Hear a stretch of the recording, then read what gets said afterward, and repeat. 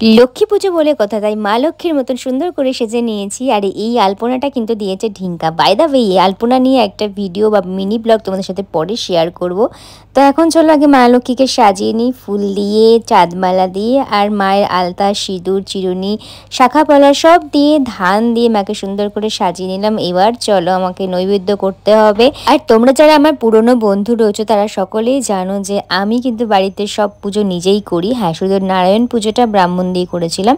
পূর্ণিমা তিথিতে শুভ লগ্ন থাকতে থাকতে আগে ঘরটা বসিয়ে নিই, তারপর মন্ত্র পড়ে, বই দেখে, পুষ্পাঞ্জলি দিয়ে, পাঁচালি পড়ে, মায়ের আরতি করে পুজো সম্পন্ন করলাম। আমার লক্ষ্মী পুজো কিরকম ছিল তোমাদের সাথে শেয়ার করলাম, কিন্তু কিছু কিছু পার্ট অবশ্যই পরে মিনি ব্লগে শেয়ার করব। যেরকমটা বললাম এই মিনি ব্লগের প্রথমে যে আলপনা নিয়ে একটা ভিডিও তোমাদের সাথে পরে শেয়ার করবো, ঠিক সেরকমই চরণামৃত নিয়ে একটা ফানি ভিডিও তোমাদের সাথে শেয়ার করবো। তোমরা এরকম কোথাও দেখনি যে এই টেকনিকে আমাদের বাড়িতে চরণামৃত খাওয়া হয়।